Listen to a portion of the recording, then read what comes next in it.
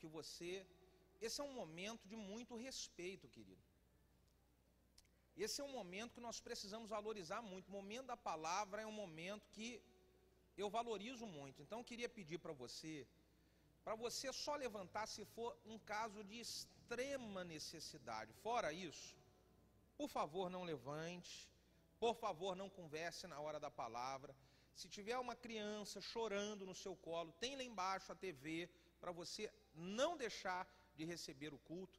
E eu tenho certeza absoluta que os irmãos entendem e recebem o meu pedido com carinho aqui. Amém? Então diga para quem está do seu lado, por favor, aguenta o facho. Aleluia. Ok.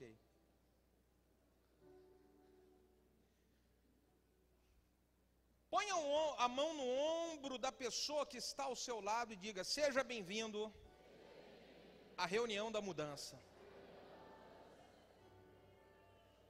Diga para a pessoa que está do outro lado: se prepare para grandes mudanças. Diga: uau!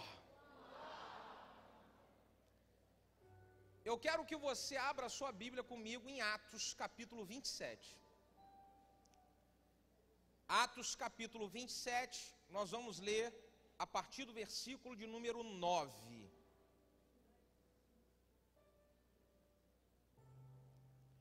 Atos capítulo 27, a partir do versículo 9. Ok? Fica depois dos evangelhos, Mateus, Marcos, Lucas, João, aí vem Atos. Vamos lá, Atos capítulo 27, versículo 9, diz assim: passando muito tempo e sendo já perigosa a navegação, pois também o jejum já tinha passado, Paulo os admoestava, dizendo-lhes: varões, eu vejo que a navegação ela há de ser incômoda e também com muito dano, não só para o navio e para a carga, mas também para a nossa vida. Mas o centurião, ele cria mais no piloto e no mestre do que naquilo que Paulo dizia. Grava isso aqui, tá? Vamos pular lá para o versículo de número 20. Diz assim: e não aparecendo, haviam já muitos dias, nem sol, nem estrelas, e caindo sobre nós uma não pequena tempestade, fugiu de nós toda a esperança de sermos salvos. Diga: uma grande tempestade. Quando veio essa grande tempestade, o que Paulo disse que aconteceu com todos que estavam naquele navio? Fugiu a esperança de que eles pudessem ser salvos. Bom, pula um capítulo para frente, capítulo 28, versículos 5 e 6. Vamos lá.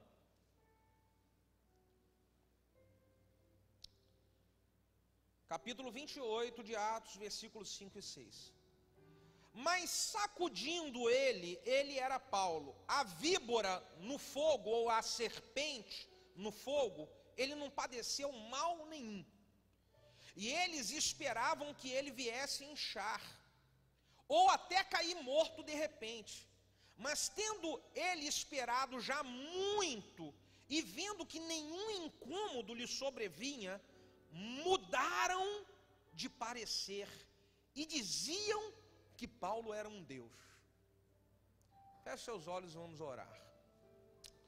Meu Pai, nós entregamos em Tuas mãos esse momento. Nós reconhecemos que nós não somos nada e não podemos nada se a Tua graça, a Tua unção e a Tua sabedoria não for conosco.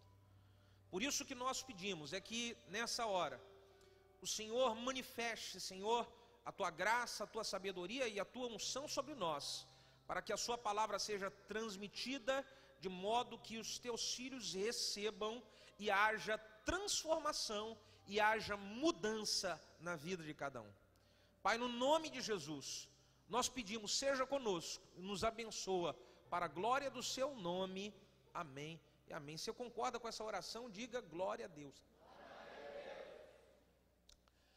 Bom, meus amados irmãos, muitas pessoas hoje estão precisando de mudanças na sua vida. Muitas pessoas estão precisando de uma mudança completa. Estão precisando mudar literalmente o rumo da história de uma realidade que talvez esteja difícil hoje para você viver. Alguma coisa que não vai bem. Alguma coisa que não está indo legal na sua vida e você sente que você precisa mudar o rumo da história. Você precisa de uma transformação, talvez em uma área específica da sua vida, ou talvez em tudo. Você fala, eu preciso de mudar o rumo da história para tudo na minha vida. Nesse texto, Paulo, ele vem passar por experiências em que cada experiência que ele passou, eu tenho certeza que ele precisou de uma mudança radical. Foram experiências negativas no que diz respeito às dores e sofrimentos que ele passou. Foram experiências que não foram muito legais para ele, experiências difíceis. E no meio dessas experiências difíceis, eu tenho certeza que no fundo do coração de Paulo, o que ele clamava é: Deus, eu preciso de que essa história seja mudada. No meio dessas situações difíceis, eu tenho certeza que o profundo da alma de Paulo gritava e falava: Deus, eu preciso que mude o rumo dessa história, porque do jeito que está, não está legal. Eu vou dar algumas situações difíceis que Paulo passou, para que ele pudesse então gritar na sua alma para que a história da sua vida fosse mudada. Primeiro, Paulo, ele foi preso, nesse texto de Atos 27, Paulo foi preso por ele estar pregando o evangelho. Ele vem pagar o preço de ser preso por estar fazendo uma coisa correta e boa. E sabe que às vezes as pessoas, elas na caminhada da vida, elas pagam um preço porque estão fazendo o que é certo. Paga o preço porque talvez esteja se envolvendo na obra. Paga o preço porque está assumindo o chamado que Deus fez. Paga um preço porque não está se acovardando. Paga um preço por tantas coisas boas que faz para o reino. E a pessoa fala: por quê que eu estou pagando esse preço? Deus, muda essa história. Veja por que eu sinto que Paulo clamava na sua alma por mudança. Porque ele foi preso por pregar a palavra, meu Deus. E muitas pessoas estão pagando preço por estar expressando fidelidade a Deus. Veja que outra angústia que Paulo passa. Ele, quando ele é preso, decidem transferir ele da cidade onde ele estava para Roma. E então, ele é transferido em um navio. E o navio que Paulo estava sendo transferido para Roma, ele passa no meio desse mar uma grande tempestade. Lembra que nós lemos aqui? Diga: grande tempestade. Veja que a tempestade já vem piorar um momento que estava difícil. A coisa já não estava muito boa e ainda eu me deparo com uma tempestade no meio do mar, no meio da viagem. E existem pessoas que elas já estavam pagando um preço E agora, para piorar a coisa, parece que vem uma tempestade. É bombardeio de todos os lados. São problemas de todos os lados. Parece que você não sabe nem de onde que está vindo as coisas. E você fica, meu Deus, eu já estava enfrentando aqui uma batalha, agora está vindo tantas assim, sério.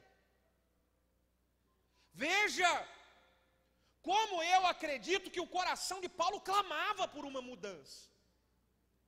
Clamava por uma nova história. Pelo agir de Deus para que mudasse o rumo daquela história. Como se não bastasse a tempestade. Paulo chega dentro de um navio. E ali, quando começam a enfrentar a tempestade, Paulo começa a querer dar conselho para as pessoas que estavam na frente da embarcação. E ele começa a querer falar o que eles poderiam fazer para aliviar a tempestade. E o texto que nós lemos diz: porém, as pessoas não davam crédito ao que Paulo falava. As pessoas não davam crédito, porque na mente deles, eles pensavam: quem esse cara pensa que é, para querer dar conselhos para a gente? Ele é um prisioneiro. Foi quem esse cara pensa que é, para querer dizer o que nós vamos fazer agora na tempestade. Olha só. Paulo é alguém que, ele no meio da tribulação toda, ele quer ajudar, mas a realidade do texto mostra que Paulo, ele estava sem credibilidade com as pessoas, pelas lutas que ele estava vivendo. Olha, como que ele precisava de mudança. Existem pessoas que elas querem falar uma palavra de ânimo, dar um conselho na família, falar no trabalho, mas acontece com você o que aconteceu com Paulo. As pessoas olham para você e falam: quem é você para falar alguma coisa? Quem é você? Olha a sua vida como que está.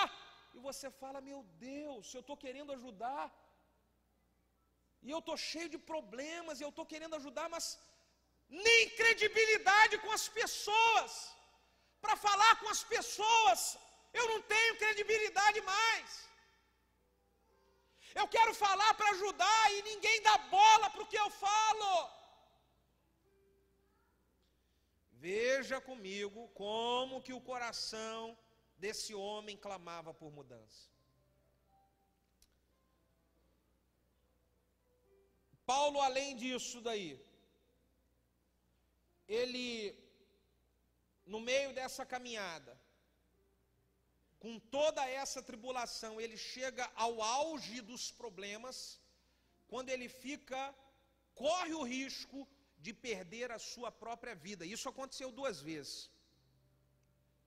A primeira vez foi quando os camaradas começaram no navio a ver que eles não conseguiam resolver o problema, não conseguiam acabar com aquela tempestade. Eles pensaram: vamos fazer o seguinte, vamos aliviar a carga no navio, e depois de colocar as coisas pesadas para o lado de fora, se não aliviar, vamos botar os prisioneiros, vamos jogar os prisioneiros no mar. Olha só, existem pessoas que o auge da sua dificuldade chegou em algo tão grande, que a sua vida está correndo risco.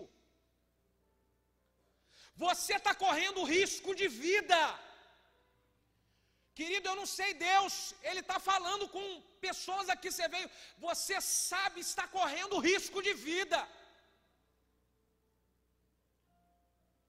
Quando aquele navio, ele vai encalhar em uma ilha, e Paulo, ele vai catar gravetos para poder fazer uma fogueira e aquecer as pessoas, que eles estavam com muito frio. Diz a Bíblia que quando Paulo pega um graveto, uma serpente, uma víbora venenosa pica Paulo. E ele, pela segunda vez, correndo o risco de morrer. Nesse caso da serpente, representa algo totalmente espiritual. Talvez o diabo está lançando tanta depressão na sua vida, é tanta pressão psicológica, é tanta pressão que você está entrando em síndrome do pânico, você está entrando em desespero de ter que tomar remédio de tarja preta, você não consegue dormir direito de madrugada, e a serpente, ela está querendo levar você à loucura, para levar você ao suicídio e matar você. Risco de vida. A pressão, ela fica tão grave que Paulo, ele corre esse risco de vida.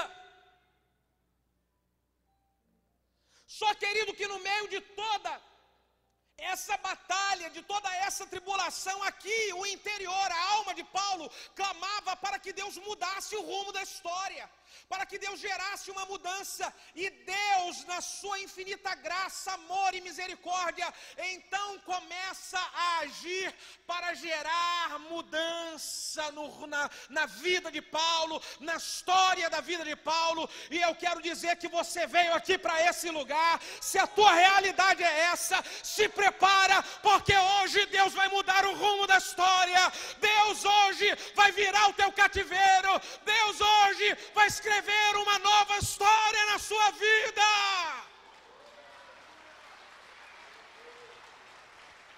Aleluia. Pastor, eu quero que a história da minha vida mude, eu preciso disso. Existe algo que nós precisamos fazer.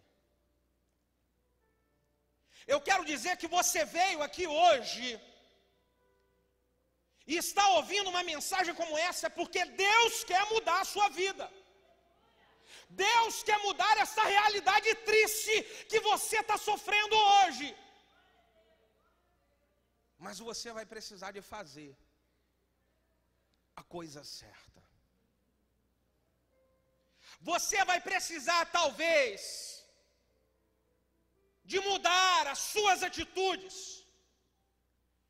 de mudar a maneira como você tem enfrentado a vida, de mudar a maneira como você lidar com os problemas que aparecem. Você vai precisar de mudar. Vamos aprender com Paulo o que Paulo fez.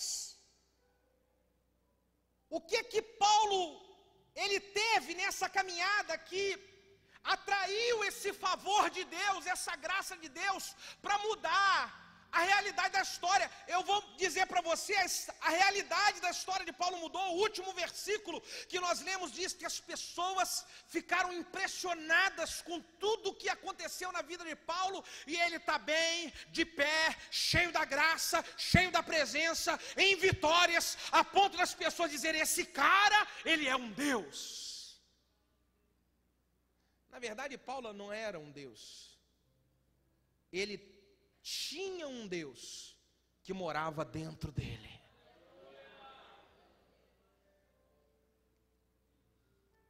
Diga: eu tenho um Deus que mora dentro de mim. Diga: uau. Então, quais as atitudes que Paulo tomou? Capítulo 27, o versículo 21 e 22 fala aqui de algo interessante. Havendo já muitos que não comiam, então Paulo, colocando-se de pé no meio deles, ele disse: fora na verdade razoável, ó varões, vocês terem me ouvido a mim e não partir para Creta. E assim evitariam esse incômodo e essa perdição que estão passando. Mas agora eu vos admoesto a que tenhais bom ânimo. Diga: bom ânimo. Porque não se perderá na vida de nenhum de vós, mas somente o navio. A primeira coisa que eu vejo aqui com Paulo é que Paulo não deixou o desânimo vencer ele. Ele gerou ânimo para si próprio e começou a gerar ânimo para as pessoas daquele barco também. Dá, por favor, uma sacudida na pessoa que está do seu lado e diga: você precisa se animar.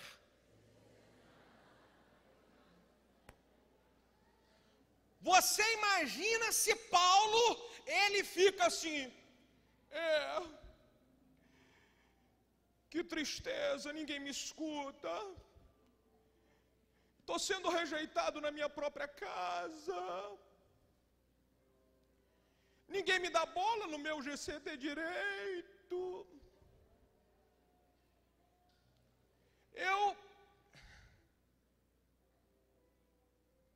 Paulo poderia entrar nesse complexo de inferioridade.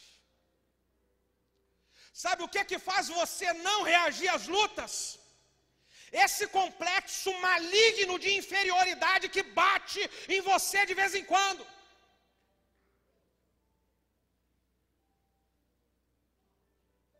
Paulo gerou ânimo nele mesmo, ele não deixou aquela pressão, as pessoas não acreditaram nele, mas ele acreditava nele, porque ele sabia que o Deus Todo-Poderoso habitava dentro dele. As pessoas podem não acreditar em você, eu quero dizer, você precisa acreditar em você, porque Deus habita dentro de você. Pastor, ninguém acredita em mim. Você precisa acreditar em você. Porque quando você acredita em você, porque a graça de Deus está sobre a sua vida, porque Deus habita em sua vida, então você consegue gerar ânimo para você mesmo e ânimo para as pessoas que estão à sua volta. Pode escutar o que eu estou dizendo aqui. Aquelas pessoas que um dia elas rejeitaram a sua palavra, que um dia rejeitaram o seu conselho, que um dia menosprezaram a sua vida, elas vão ver você tão animado, elas vão ver você tão de pé, que elas irão passar a lhe pedir conselho, irão passar a lhe pedir palavras, irão passar a lhe pedir oração, porque Deus está gerando novo tempo na tua vida. Aleluia!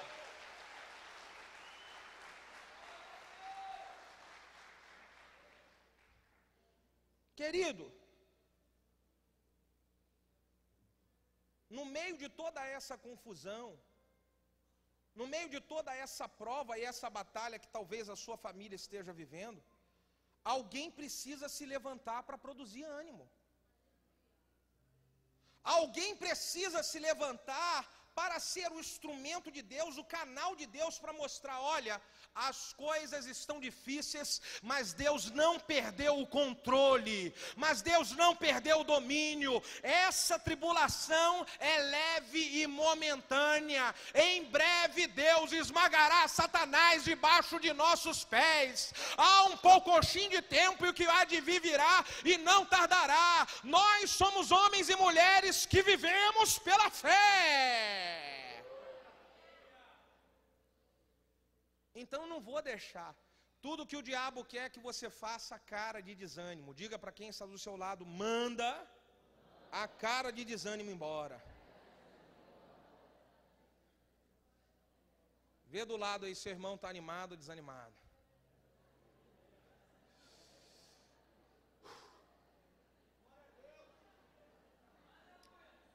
Você acha que nessa luta que você está vivendo, esse desânimo que tem batido nas suas costas vai te ajudar em alguma coisa? Você acha que para mudar o rumo dessa história, esse desânimo que bate em você já na segunda-feira pela manhã, vai te ajudar em alguma coisa?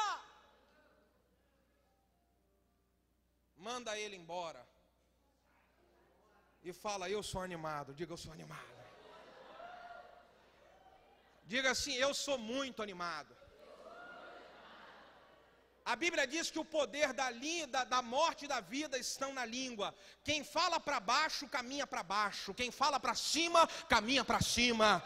Então diga: eu sou alguém muito animado. Aleluia!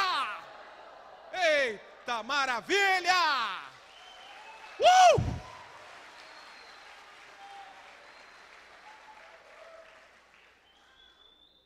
Eita glória! Se você quer que a história, o rumo da história seja mudado por Deus, você vai precisar de se reanimar, e aqui hoje. Deus não vai começar a agir e não vai dar vitórias a pessoas desanimadas. Pode receber o que eu estou falando aqui. Você vai precisar de ter força e falar: ah, mas nem que seja na marra, eu vou me animar aqui nesse lugar hoje. 2, o que mais Paulo fez? Eu vejo que Paulo aprendeu a discernir que em alguns momentos uma parada, ela faz parte do processo de Deus para que a história mude.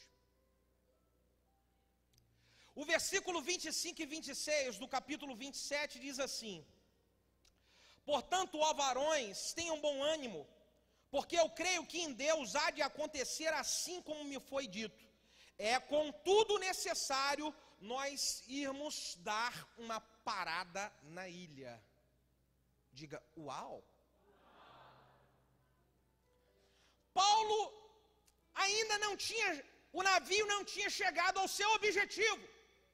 Mas Paulo discerniu: olha, é importante nós darmos uma parada. Às vezes uma parada, ela é necessária para você colocar as coisas em ordem. Às vezes uma parada, ela é necessária para você avaliar aonde você está errando e aonde você está acertando. Uma parada às vezes é necessário para eu começar a consertar aquilo que está errado. E talvez você estava num processo, num pique muito grande, de muita coisa. E aí você, animado demais, mas as coisas estavam todas desorganizadas. Então parar um pouco não é sinônimo de derrota. Parar um pouco é sinônimo, se você está debaixo de uma direção de Deus, de uma direção profética do Senhor, parar é sinônimo de reavaliar os planos, de rever as prioridades.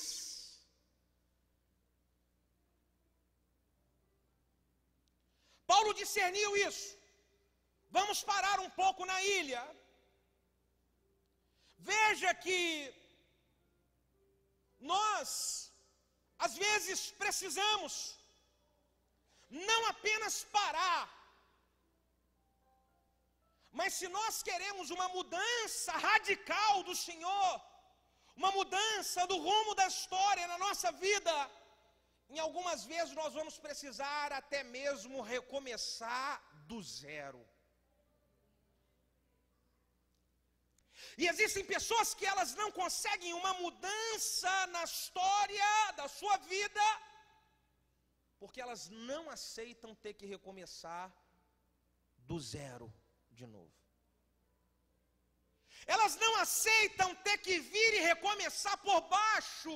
E o resultado é, a história da sua vida nunca muda.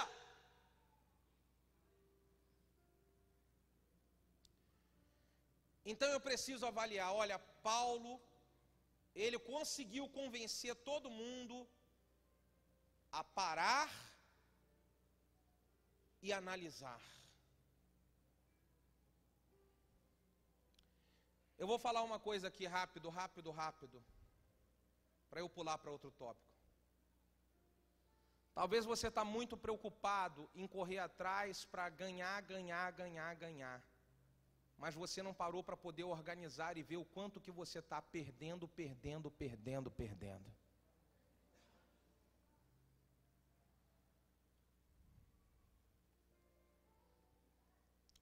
3. O que mais que Paulo fez? Paulo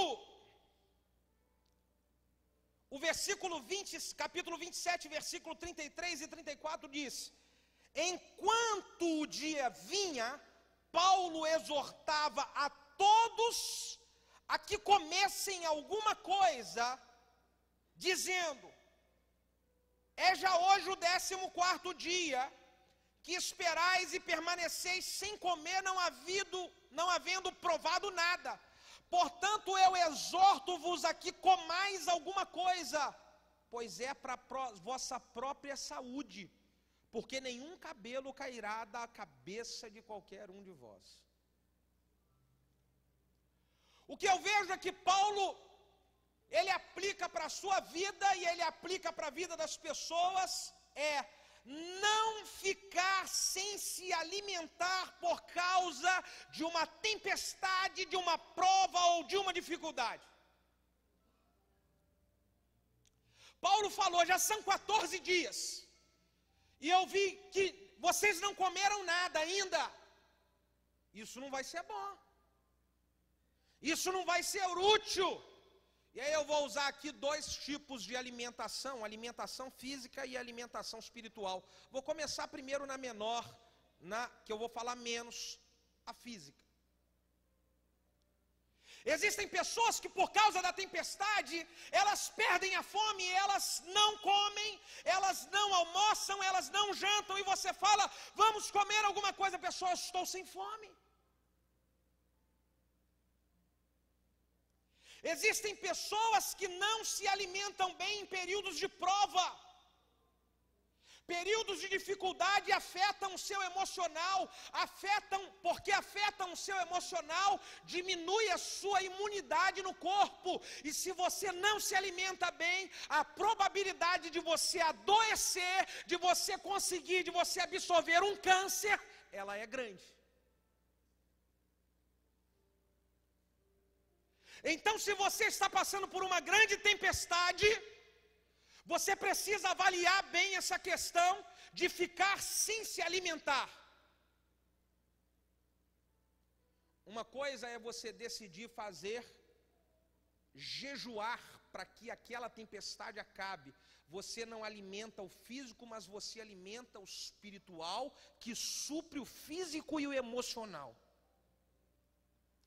Agora, ficar sem se alimentar por causa de uma pressão, isso não vai lhe fazer bem.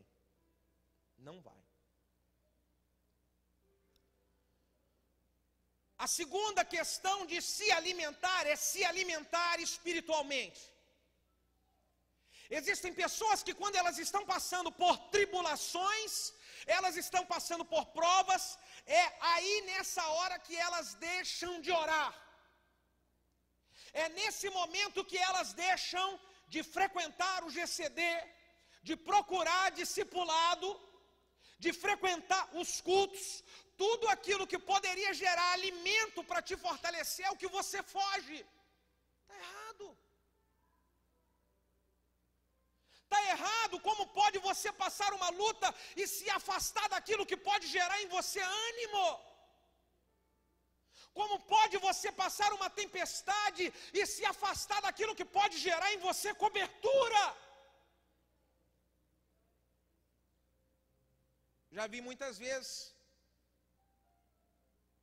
eu sinto falta de muitos irmãos, e muitos irmãos nós telefonamos, outros nós encontramos por aí. Eu falo: querido irmão, eu estava sentindo falta de você, o que houve contigo? Não te vejo há umas 2 semanas.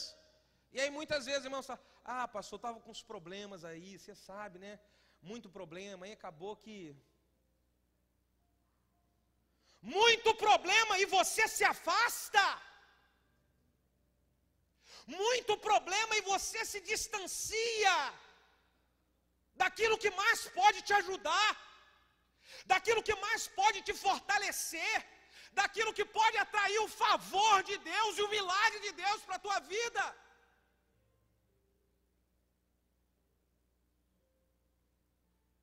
Diga comigo: muito problema.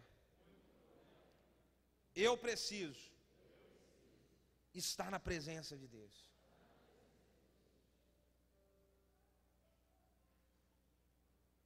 com muito problema, você precisa correr e buscar discipulado. Ah, pastor, o discipulado não... Você sabe, eu falo, e aí eu só falo lá dos problemas, mas não resolve nada.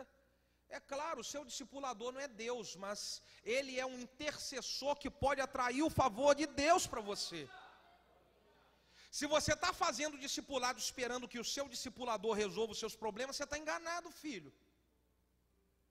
Seu discipulador, ele é um homem igual a você, uma mulher igual a você. Ah, pastor, mas então para quê? Se ele é um homem igual a eu, para que eu vou fazer discipulado? Você vai fazer discipulado é porque o poder de Deus vai se manifestar na sua vida através desse discipulador que Deus colocou para ficar do teu lado. É isso.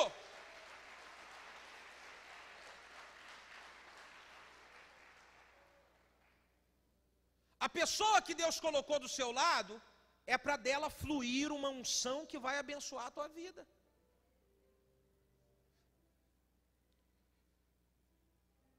Outra coisa, meu Deus do céu, deixa eu ver se eu corro aqui.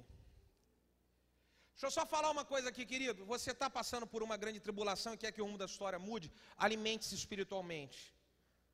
Vai, quero perguntar, e no meio dessa prova toda que você está passando, você já procurou fazer um voto com Deus? Senhor, eu vou durante 7 dias, 3 horas da manhã acordar, botar o joelho no chão, a cara no pó e vou orar. No meio dessa luta e dessa tribulação que você está vivendo, você já parou e falou: Deus, eu vou jejuar 21 dias por essa causa. Você já fez isso? Não, pastor, eu nem jejuo nada. Pois é. Paulo falou: é necessário que vocês se alimentem. É importante que vocês se alimentem. Senão não tem como vencer as batalhas. Quarta situação que Paulo ele fez. O capítulo 28, versículo de 1 a 3 diz assim: havendo escapado então, souberam que a ilha se chamava Malta, e os bárbaros usaram conosco de não pouca humanidade, porque, acendendo uma grande fogueira, nos recolheram a todos por causa da chuva que caía e também por causa do frio. E havendo Paulo ajuntado uma quantidade de gravetos e pondo no fogo, diga, Paulo foi correndo atrás de graveto. No meio dessa luta, dessa dificuldade, o que mais nós podemos aprender aqui com Paulo? Paulo, no meio de toda essa prova, ele foi um homem que não ficou de braços cruzados. Bate no ombro do teu irmão e fala assim: mãos à obra. Fala, vamos trabalhar.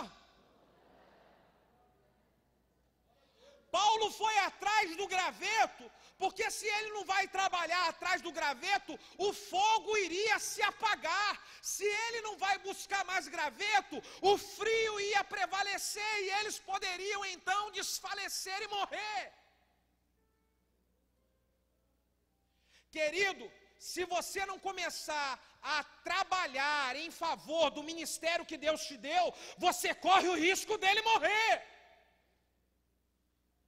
Se você ficar de braços cruzados e não começar a trabalhar em prol do teu casamento para que mude essa realidade desse esfriamento que está acontecendo, você corre o risco do seu casamento morrer. Então, mãos à obra. Vai fazer alguma coisa, vai pegar a lenha e vai colocar nessa fogueira. Se você não se levantar para fazer alguma coisa em prol da tua empresa, em prol do teu emprego e da tua vida financeira, você corre o risco de falir. Então, pastor, o que eu faço? A tempestade está vindo de todo lado. Você não pode ser vencido pelo desânimo. Mãos à obra. Vai trabalhar, vai correr atrás, vai arrumar graveto, vai dar risco ali, vai dar risco ali. Eu não quero nem saber. Eu vou correr atrás.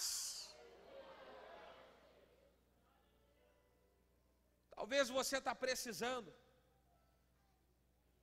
de dar uma reanimada no seu ministério. Você está enfraquecido demais. Você está a ponto de desistir, de jogar a toalha. Sabe qual é o graveto que você está precisando para poder esse fogo não apagar? Você está precisando do graveto de fazer um discipulado e abrir o seu coração e ser transparente com aquilo que você está sentindo.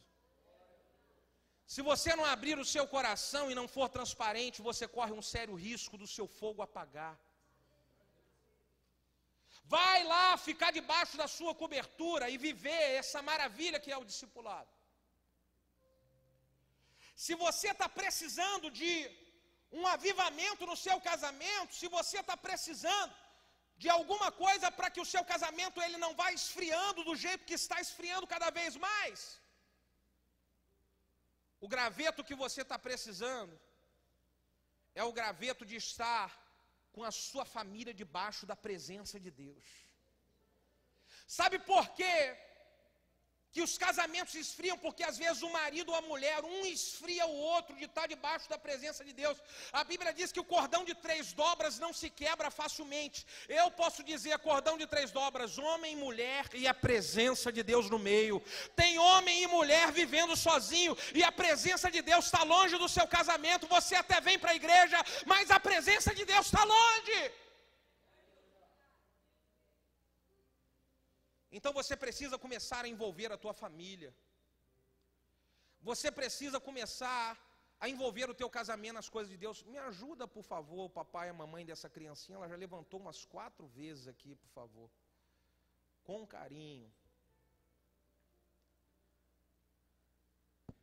Então, meus amados,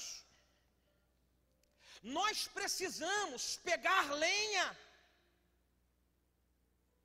Precisamos cuidar, senão vai acabar, senão vai esfriar. Talvez a lenha que está faltando no seu casamento é vocês serem mais humildes e um compreender o outro e um abaixar mais a cabeça para o outro. Porque dentro desse casamento está esfriando tudo, porque todo mundo quer ter razão, todo mundo quer botar o dedo na cara. E aí vocês estão precisando de colocar a lenha da humildade, para que esse casamento, ele não esfrie. Talvez a lenha que você precisa colocar é na sua empresa, na sua vida financeira. Pastor, a minha vida financeira, ela está indo cada vez mais para o buraco.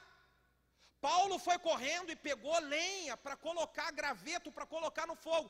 Talvez o graveto que você vai precisar para que a sua vida financeira, para que a sua empresa ela não afunde, é a lenha da fidelidade a Deus. Talvez você não quis ser fiel a Deus e o diabo está roubando de você na mão grande. O que você não quis expressar de fidelidade para Deus, você está dando para o diabo talvez o dobro. Porque não quis expressar fidelidade a Deus, então você vai ter que falar: Deus, me perdoa, e eu vou voltar a ser fiel, Senhor. Ou eu vou começar a ser fiel a Deus. Talvez você tenha a lenha da fidelidade, mas está faltando a lenha da disposição para trabalhar. Parece que um peso do inimigo veio sobre a sua vida, e aí você não tem ânimo para levantar. Você não tem ânimo para correr atrás, e eu quero dizer para você: toma uma vitamina, levanta, sacode a poeira. Você precisa ir para a luta, você precisa ir para a batalha. Deus vai te dar vitória, mas você precisa reagir, meu irmão.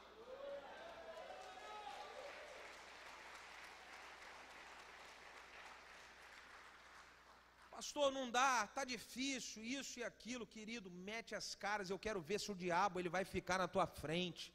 Bota para quebrar e fala: Senhor, vai comigo. E você foi um dia e nada, você vai no outro.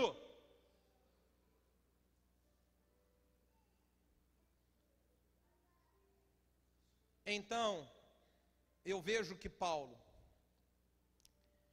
ele não ficou de braços cruzados. Talvez você está precisando de um agir de Deus no seu GCD. Pastor, meu GCD está lá, está fraquinho, a coisa está devagar. E aí você acomodou, ficou de braços cruzados. É assim que você vai agir? Não! Você vai precisar de correr atrás, de botar lenha na fogueira. Faz comunhão. Faz evento bom. Bota o povo do GCD junto com você e vai orar, jejuar, para que pessoas sejam alcançadas. Vai evangelizar na rua, na vizinhança. Vai pegar lenha, vai trabalhar.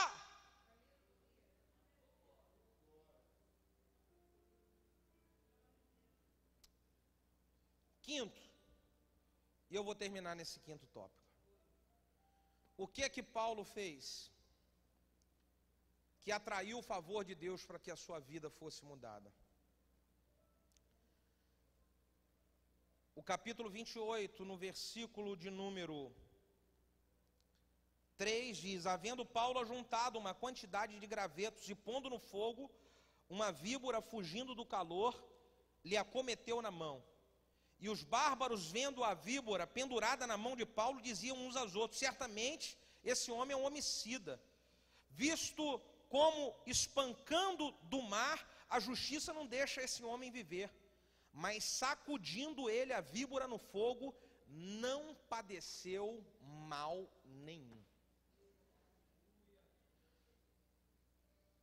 A quinta lição que eu posso tirar com Paulo é que Paulo não permitiu que a serpente o vencesse.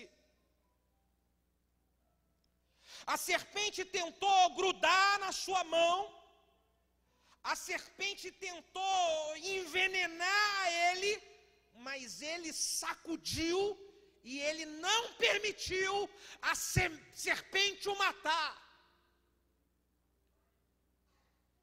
Querido, a serpente representa o diabo. E eu quero dizer para você, para Deus mudar o rumo da história na tua vida, você vai precisar de se manter firme para não deixar o diabo te vencer. Não deixe o diabo vencer você com as pressões na sua mente. Não deixe o diabo envenenar você para você desistir do teu casamento. Não deixa o diabo envenenar você para você desistir do teu chamado, da tua liderança, do teu ministério. Não permita o diabo envenenar você para você desistir do seu relacionamento e da tua vida com Deus. Não permita o diabo vencer você para você desistir da sua família. Não permita o diabo vencer você com pensamentos para você desistir de ter comunhão e relacionamento com os irmãos do seu GCD, pessoas que Deus te deu. Paulo sacudiu,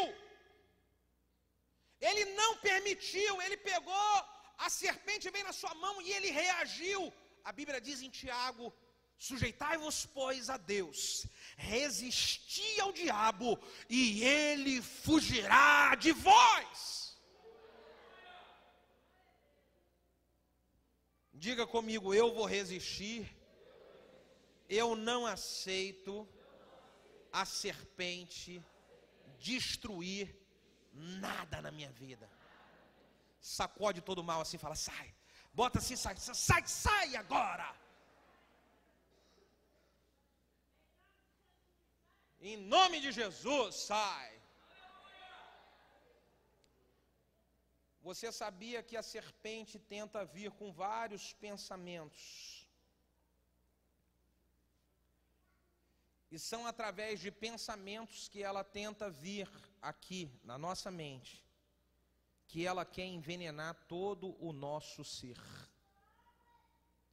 Então eu não vou permitir que ela venha picar a minha vida, envenenar o meu ser com os pensamentos malignos. Eu não vou permitir. Eu não vou permitir o diabo destruir nada na minha vida, porque Romanos capítulo 8, versículo de número 31 diz: se Deus é por nós, quem será contra nós? Nenhuma serpente vai vencer você, nem a tua casa e nem a sua família. Eu declaro isso no nome de Jesus. 1 João capítulo 4, versículo 4, maior é aquele que está em nós do que aquele que está no mundo. A serpente não é maior do que o poder de Deus, que habita dentro de mim e dentro de você. Aleluia! Salmo de número 91, versículo 10 em diante: nenhum mal te sucederá, praga nenhuma chegará à tua tenda, porque aos seus anjos dará ordem ao teu respeito, para te guardar em todos os teus caminhos, e estes se susterão nas suas mãos, para que não tropeces em alguma pedra. Pisará o leão e a serpente, aleluia, calcarás aos pés do filho do leão e também da serpente, pois que tanto me amou, eu o livrarei e pô-lo-ei num alto retiro, porque este conheceu o meu nome. Quando eu lhe invocar, eu lhe responderei, estarei com ele na angústia, livrá-lo-ei e o honrarei com longura de dias e fartá-lo-ei, mostrando o meu poder. Aleluia! Deus está contigo, meu amado. Escute, o que Paulo, ele vivenciou, foi a certeza de que sobre ele habita a graça, o poder, a unção de um Deus que tem o controle sobre todas as coisas, de um Deus que diz em sua palavra que em breve esse Deus de paz esmagará a Satanás debaixo de nossos pés. Começa a pensar toda angústia, toda pressão que Satanás tem colocado, tem tentado te destruir, e diga: está debaixo dos meus pés. Bate e diga: está debaixo dos meus pés. Aleluia. Paulo, ele sabia que por mais que ele estivesse passando por tanta dificuldade uma atrás da outra, o Deus que habita dentro dele, breve, iria mudar o rumo de toda a história. Querido, é preciso você ter a certeza que Deus, Ele habita dentro de você. E toda a luta que você está passando é uma questão de pouco tempo, se você fizer as coisas certas, para Deus mudar o rumo de toda a história. Eu vou concluir dizendo o versículo 5 e 6. Mas sacudindo Paulo a víbora no fogo, ele não padeceu mal nenhum. E eles esperavam que Paulo viesse a inchar ou até mesmo cair morto. Mas tendo já esperado muito tempo e vendo que nenhum mal lhe sobreveio, eles mudaram de ideia, mudaram de parecer. E aí eles disseram: esse cara é um Deus. Diga uau.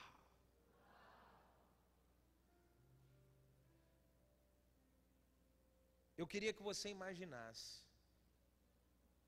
Talvez muitas pessoas estão esperando você cair.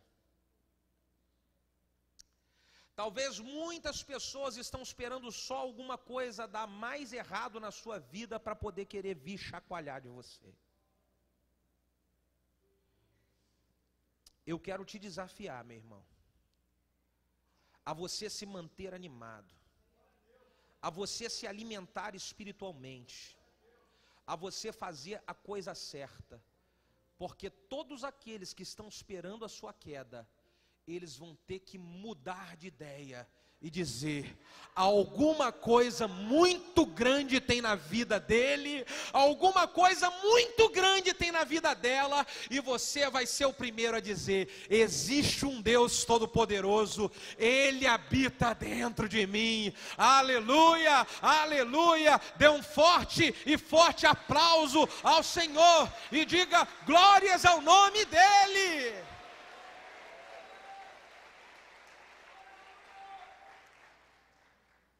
Eu quero convidar você a se colocar de pé.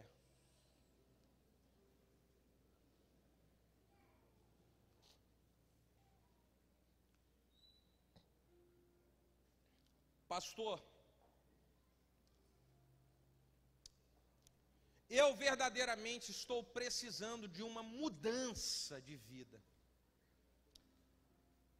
Eu preciso que Deus me ajude a mudar o rumo da história.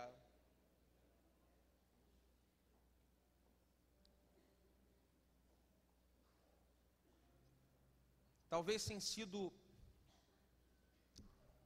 doloroso demais o que você está sentindo.